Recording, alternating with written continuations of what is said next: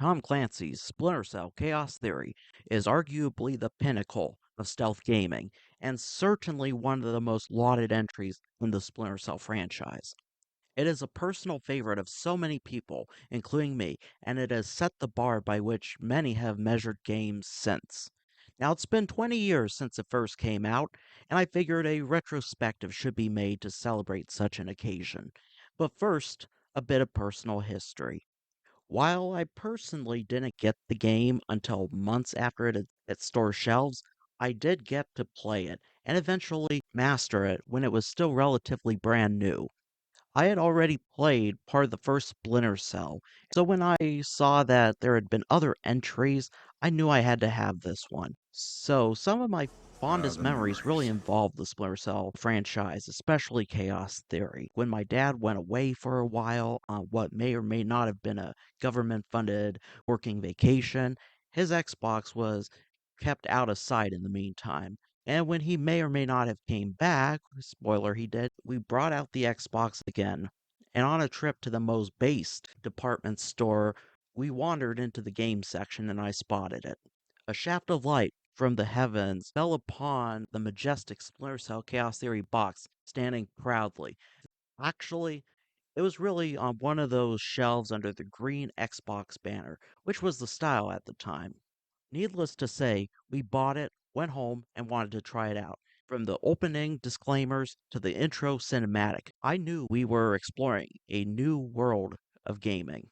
We were locked in, and we had played through the lighthouse. My dad continued as I had to go to bed early for school the next morning. So when I saw my dad the next day, he told me he beat that first mission and that the following one was on a ship of some sort. And I was amazed by all of this. And I can still remember that sense of discovery as we snuck through all these different levels. There was something adventurous about specific moments when encountering these environments. Yet it felt oddly enough, even then, second nature. Hell, I still feel those same feelings of awe and discovery, even after having played this game countless times and exploring beyond the bounds of the maps. I mean, I would play this all the time. I would play it with family, I would play it with friends and other kids in the neighborhood. I would reenact the game by sneaking around with my toy guns and acting like I was hacking into computers. I made my action figures be a part of this fictitious Splinter Cell cinematic universe. So I would always go back to this game. When I was a teenager, I came back to Third Echelon. When I was a young adult going through college, I returned to the series and went through it again. Each time felt like that kid again, yet it gave me the sense of optimism and wonder, the sense of newness, that I was embarking on a new chapter of life while still feeling this familiarity from the game.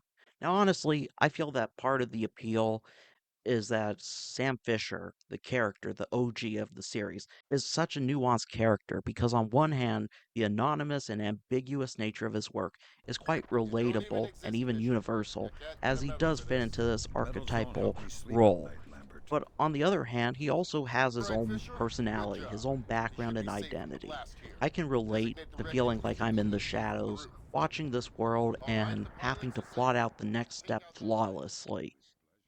I can relate to a bit of the isolation juxtaposed with the camaraderie in the game. I can relate to that. I'm not sure if it's an autism thing, but I know that plenty of people can relate to that.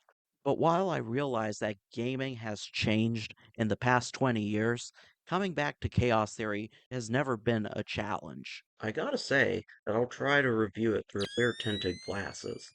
But first, what's Splinter Cell Chaos Theory?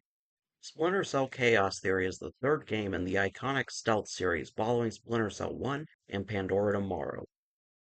In the late 90s, Ubisoft Montreal worked on this sci-fi James Bond-esque project called The Drift. That shortly evolved into Splinter Cell, which came out a few years later in 2002.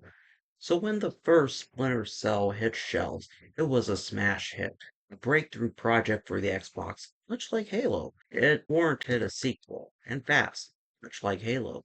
Ubisoft Shanghai was put to the task, and Pandora Tomorrow came out in 2004. Truly a great year for video games.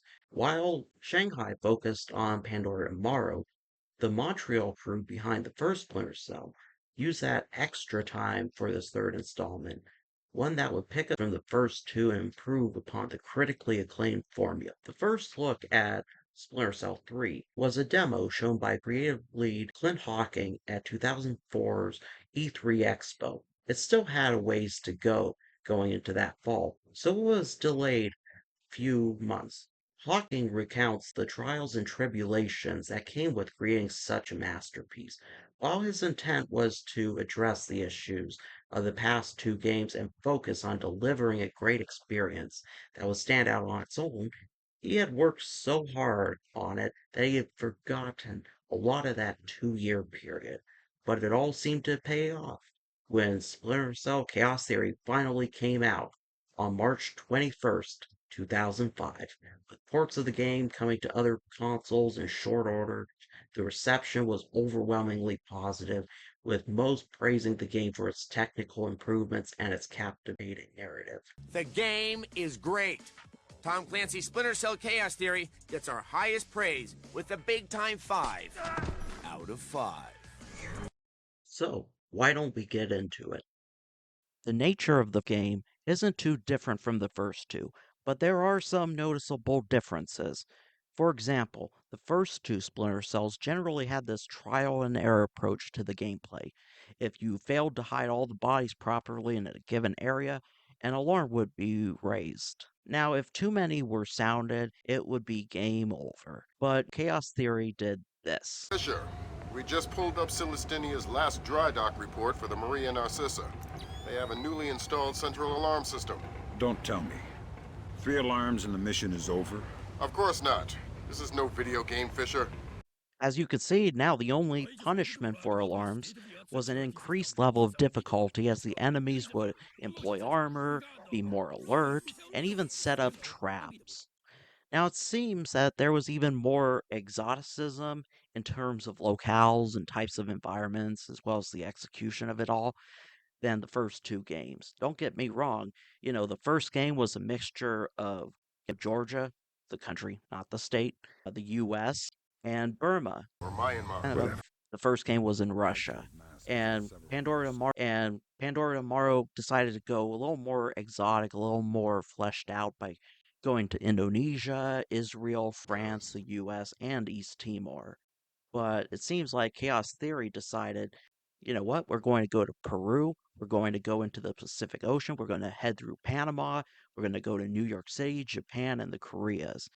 Obviously had their memorable missions, like the Chinese embassy, the train, jungle compound, and LAX. Each one in Chaos Theory felt different enough that they could easily stand out on their own. So the level design was really a step up since it gave players even more freedom to complete missions their way with different types of objectives, permission, and various routes around these missions. Now, this happened because Ubisoft pushed the Unreal Engine to its limits, which allowed the team to create these sprawling missions that encourage more freedom to travel.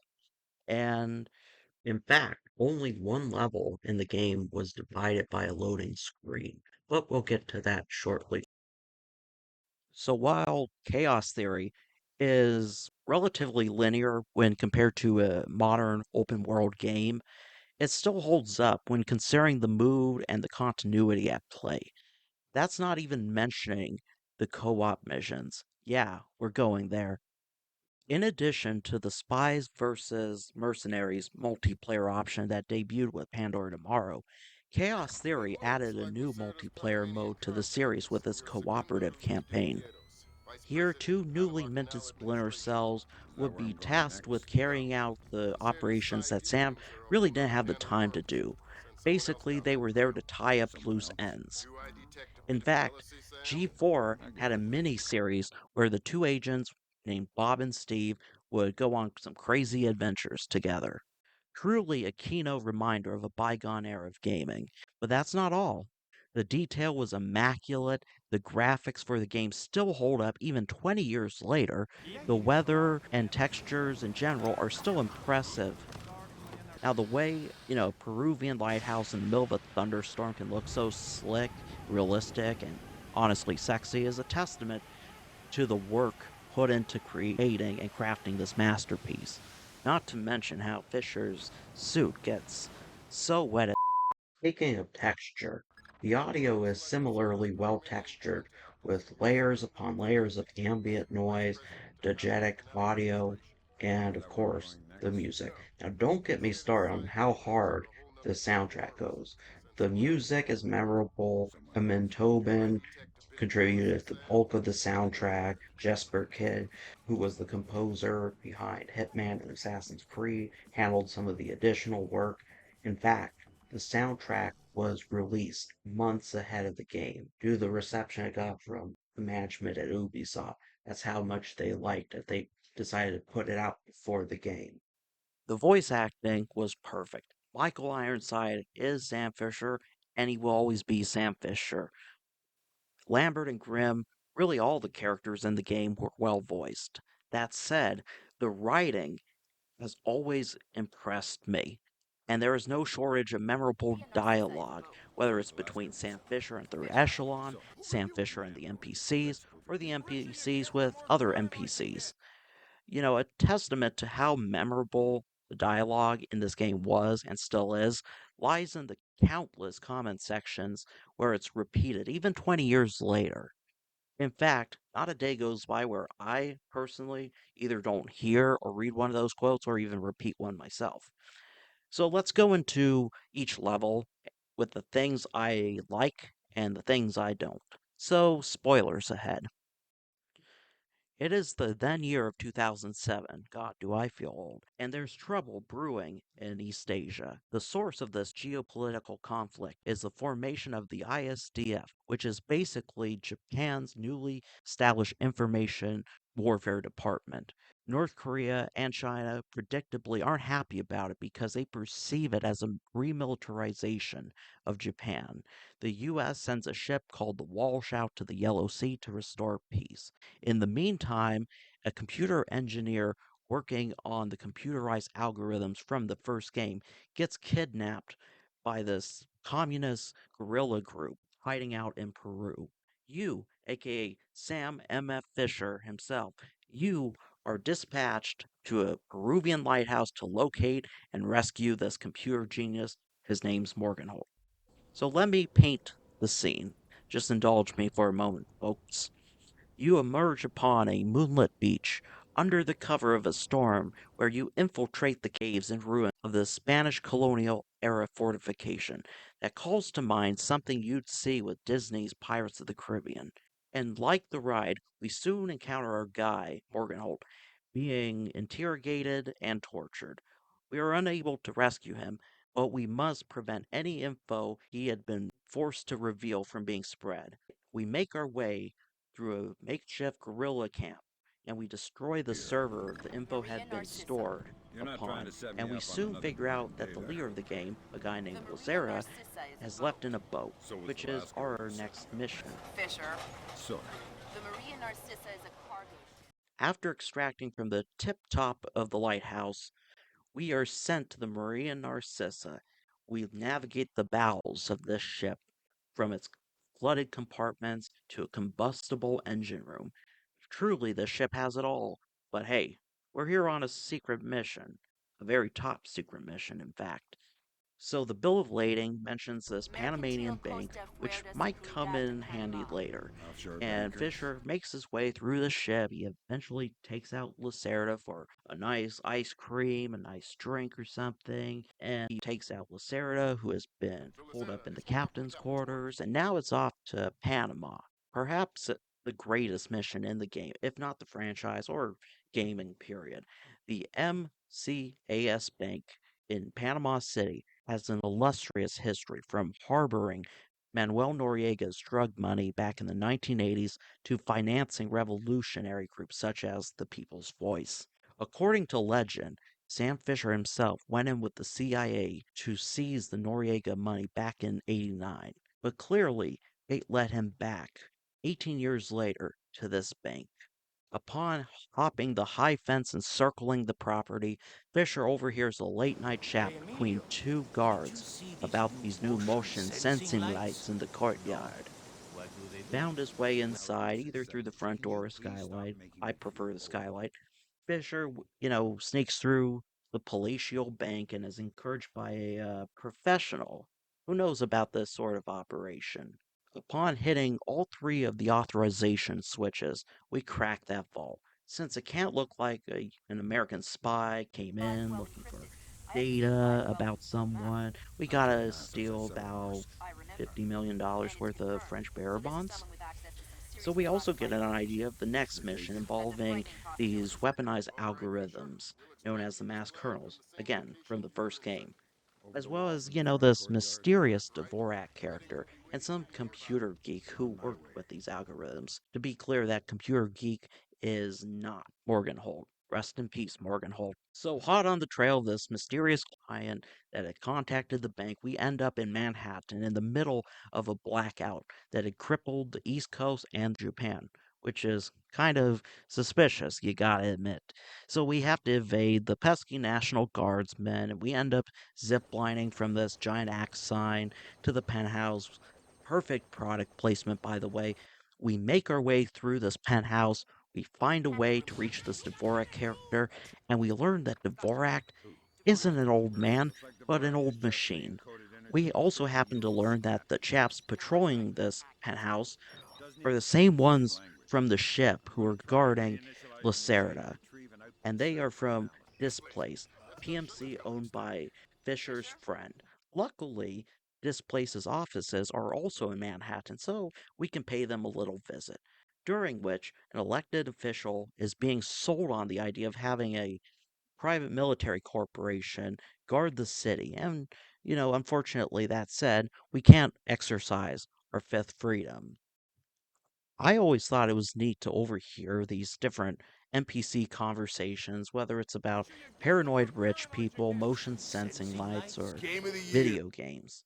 Anyway, we make our way into a Mission Impossible style server room where we turn the power back on to the city. After that, we head upstairs to this guy named Nedich's office.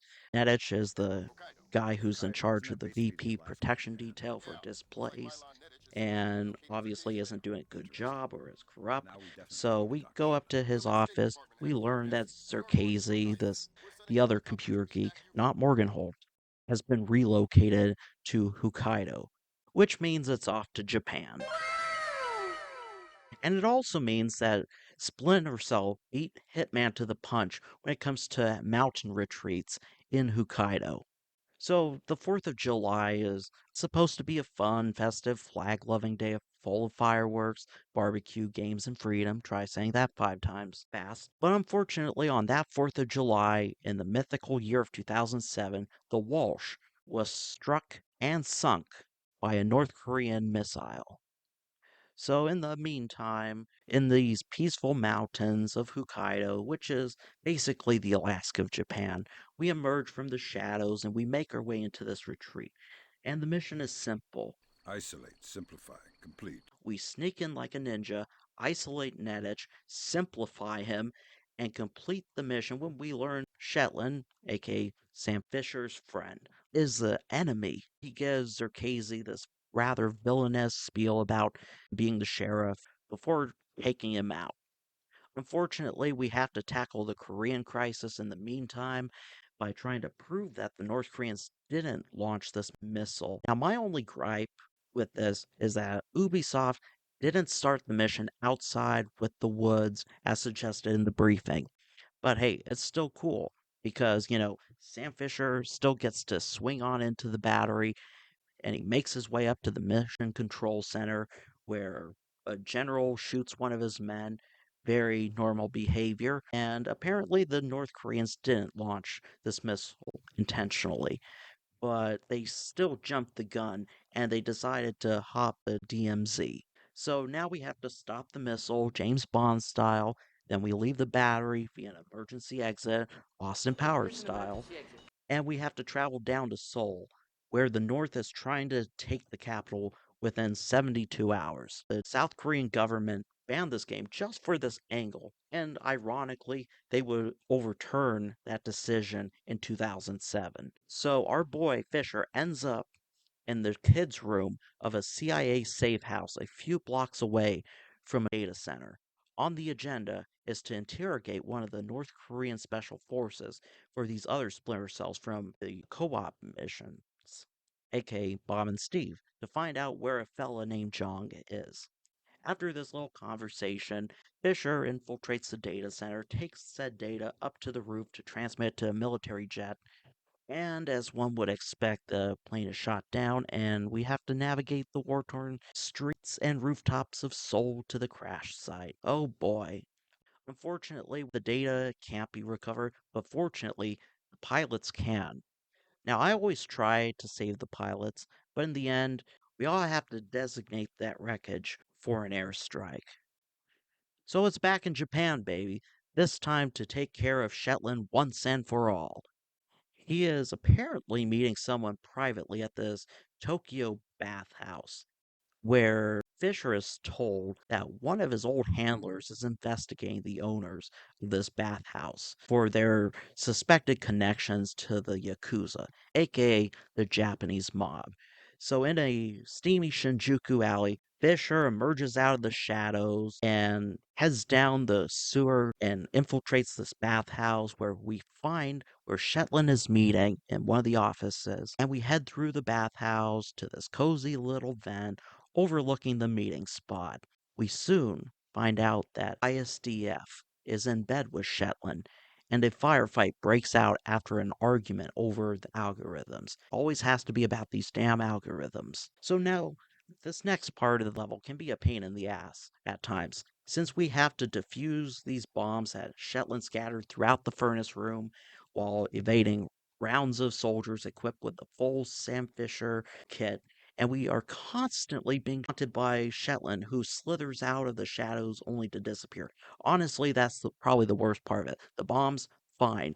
The super soldiers, fine. But Shetland's insults, that's uncalled for. So we make it to the roof where we finally confront Shetland. In a monologue about bureaucracy and the need to destroy the entire government to create a better one, which is an evergreen motive, Fisher is ultimately given the choice to lay down his gun or finish him off. Now, the choice is yours, but ultimately, Shetland still is taken out with an epic cinematic, and he lies there in the pool all dead and everything. Pure Kino. You're right, Doug. I wouldn't shoot an old friend.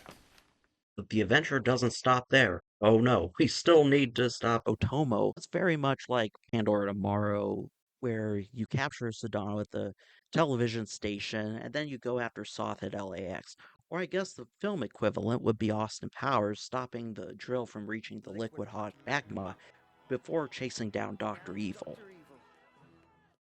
Anyway, Sam heads to the Kokubo Sosho on Tokyo Bay, which is essentially the HQ for the ISDF and the Japanese Self Defense Force.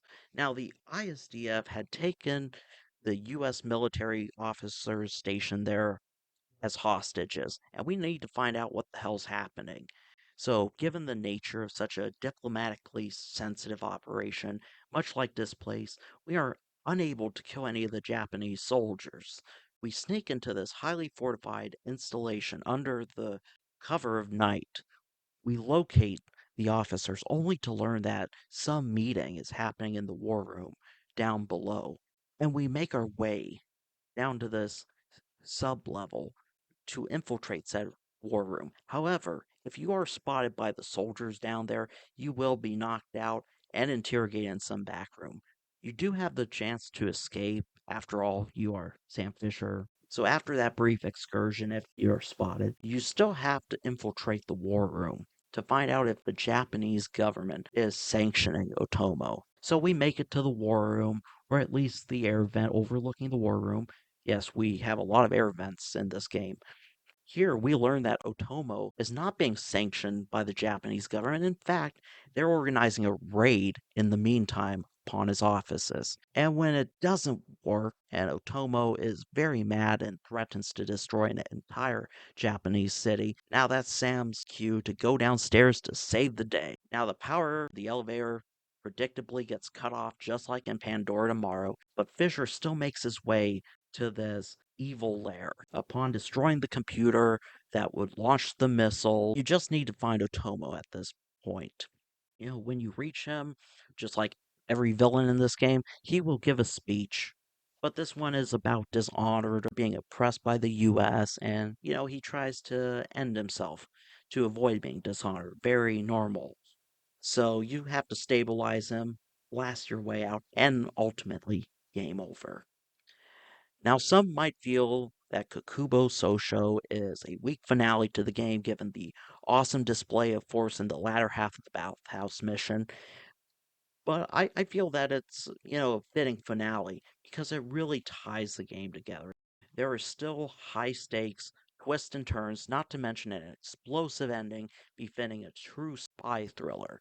So, sure, you are tying up a loose end, but given the consequences of what you stopped and how, if you reverse the order of the last two missions, it really wouldn't make that much sense as what we got. I think it ends perfectly, to be honest. It really comes full circle as the game began with this East Asian conflict unfolding only for it to be swiftly resolved, and not to mention, the ending echoes the beginning. I know I didn't go into all the objectives and methods in the game, but honestly, that should be an incentive to play it.